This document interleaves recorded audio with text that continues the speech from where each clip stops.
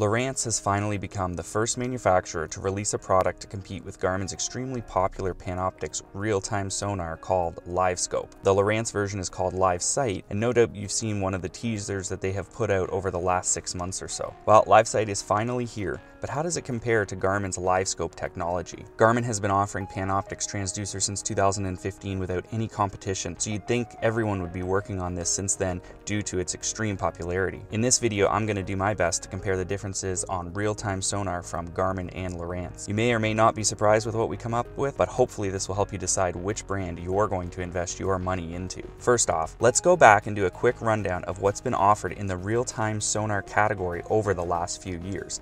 I'm sure you don't really want a history lesson, but this will actually end up being very helpful and important to our comparison, so please bear with me. In 2015, Garmin introduced the forward-looking PS31 and down-looking PS30 Panoptix transducers. This was comparable to standard sonar, not high-detailed imaging sonar. You got the live views and the 3D views with this transducer, and it retailed for $14.99. These transducers, which are still available today, were very basic in their form. There wasn't much thought put into the shape of these things, but what they lacked in form, they certainly made up for in function. In 2016, they came out with the PS21, which took the live view forward from the PS31 and put it in a package that was extremely well designed. Most PS21 transducers ended up on a trolling motor, and Garmin specifically designed them with that in mind. You lost the 3D imaging, but the cost was almost cut in half, and it retailed for $7.99. 2017 saw Garmin come out with the PS22, which was a PS21 that included the live view down from the PS30, again without the 3D view. Garmin used the PS21 mount, which worked great on a trolling motor for the PS22, and this transducer had a retail price of $9.99. In the late spring of 2018, we heard rumors that Lowrance had a technology that was going to be so amazing it would be even better than anything Garmin had out with Panoptix. The rumor was you could actually see the fish tails moving as they were swimming. In June of 2018, Garmin came out with this technology we all know as Garmin LiveScope, and it was at a price of $14.99, and the Lowrance product still remained a rumor. In 2019, we saw Garmin release their second version of LiveScope, which was a comparatively inexpensive version called the LVS12 at $4.99, so long as you had one of the few Garmin displays that was compatible with this. This transducer hit a nice price point, but the beam width was significantly smaller than the LVS32. 2019 also marked Garmin's first competition into this category when Lowrance brought their long-rumored LiveSight transducer into reality. Okay, so now that that is out of the way, and we've got the history behind all this real-time sonar, what can you expect from each manufacturer? I'm going to compare Garmin's LiveScope LVS32 transducer and GLS10 module pack versus the Lowrance LiveSight transducer for the rest of this video. First, Garmin requires a sonar module to use their transducer. This is included in the $14.99 price, but you do have to worry about mounting this 10-inch by 6-inch module somewhere in the boat and supplying it with 12 volts. This wouldn't be so bad if it acted as a network hub, but it doesn't. You only get one network port on it, which isn't even a Garmin Marine network port with the RJ45 connector. It's almost like they've taken a page from Hummingbird's book and decided to put a different network connector on their cables than what's found on the back of their units. If you own an HDS Live unit, the LiveSight transducer will plug right into the back of the 9-pin blue Exonic port.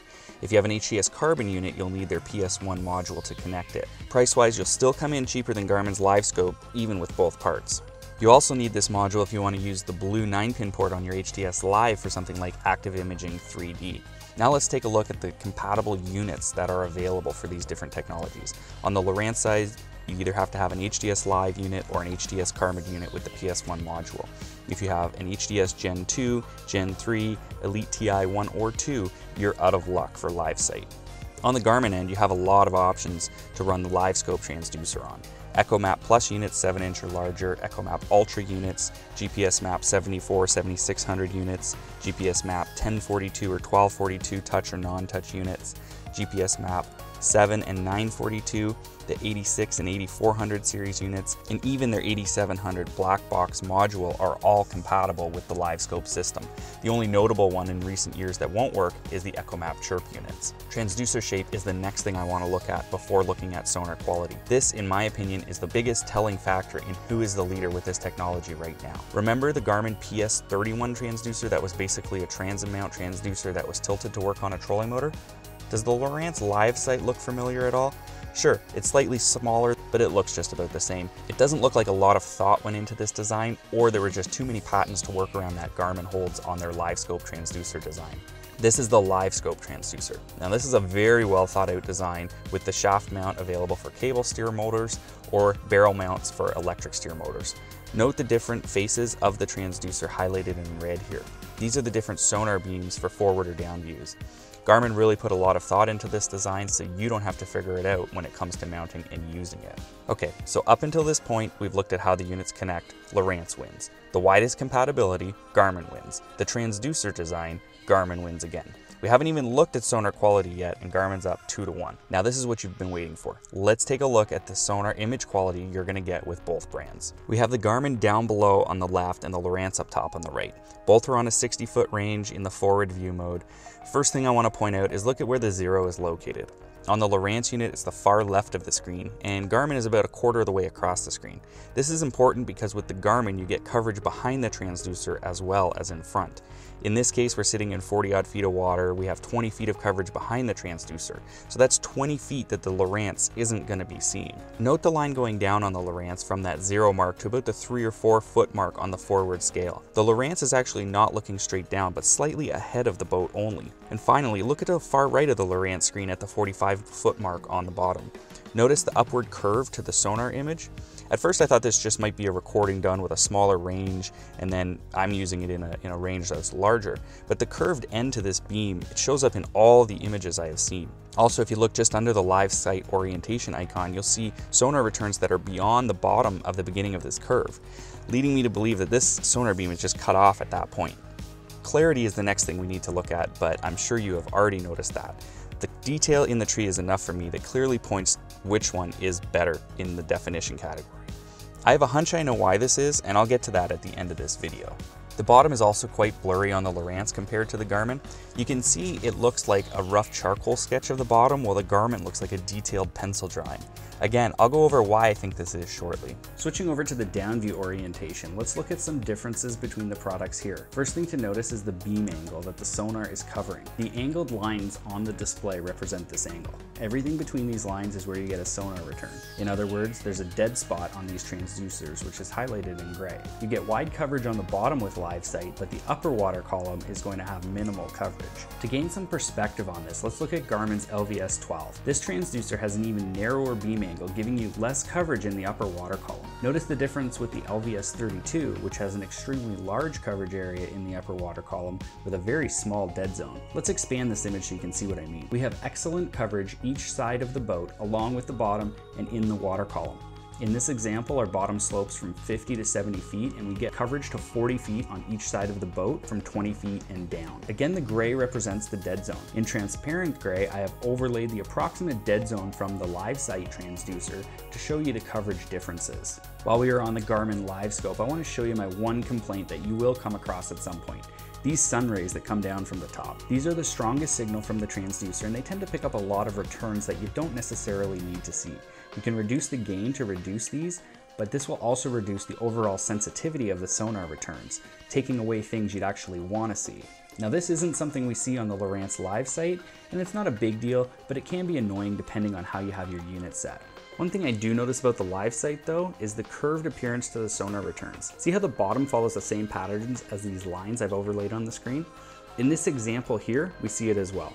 It's especially noticeable in the fish just off the bottom. We notice it slightly on the PS22 transducer in the traditional Panoptix view, but it's not something you're really gonna see on the LiveSight. I don't think this is a huge deal either, but it may reduce the bottom detail slightly. So why is it? Why does it appear this way? It could be for a couple of reasons. First, it could be that Lowrance has a wider beam angle than the Garmin. Garmin publishes their beam angle at 20 degrees wide. So if Lowrance had 30 or 40 degrees, then this would make sense and you get an image similar to this. I haven't seen this spec listed anywhere from Lowrance though, so I can't say for sure, but I have a good hunch here. The other reason it could be is the same reason I think the forward view looks clearer on the Garmin, and that's what we'll take a look at now. I know we said we were only going to compare the LVS32, but I do have to throw this slide in to give you a perspective on things. I have three images here of real-time sonar. First we have Garmin's LiveScope LVS32, second LiveScope LVS12, and finally Lowrance's LiveSight. This gives you a very good comparison of each technology. You can see the LVS32 is by far the best, but it is the most expensive. The LiveSight from Lowrance is not quite as good as the LVS32, but still better than the LVS12, which is a distant third based on the extremely narrow beam angle, but it does come in as the most affordable option. So to conclude this video, there's one other feature that Garmin has in their LiveScope transducers that Lowrance makes no mention of whatsoever, so I have to assume that they don't have it.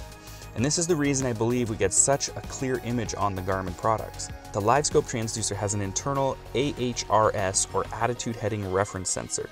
This takes into account the movement of your boat, like the pitch and roll in waves, and it stabilizes the image for you. In Lowrance's manual for the LiveSight, they make mention of using a heading sensor for the LiveSight angle indicator to be shown. They're probably referring to something like the 0.1 GPS antenna, but an AHRS sensor in the transducer would provide that as well. So again, I doubt there is one in there. The AHRS technology is the same that Garmin and Lowrance put into their autopilots to help them reduce overcorrecting in rough seas. You can clearly see some major differences in the real-time sonar technologies offered from Lowrance and Garmin. Garmin's only competition in this category comes in at $999. It's $500 cheaper than the high-end LiveScope offering, which has a price tag of $1499. If you like this technology but can't swallow the steep prices, the Garmin LVS12 transducer at $599 is going to be your best bet. If you are a die-hard Lowrance guy, you finally have an option now without having to put a Garmin unit on your boat. Kind of reminds me of when Humminbird had side imaging for years before anyone else. Which is the best? I'll let you be the judge of that, but be sure to let me know what you think in the comments below. If you like Panoptics and want to learn more about it, check out this video on how to use LiveScope. If you have a Lowrance on your boat and want to make your Garmin friends jealous, check out this exclusive fish reveal feature only available on Lowrance. Next to LiveSight, this is Lowrance's coolest feature. Please like this video and subscribe to my channel if you enjoyed what you saw.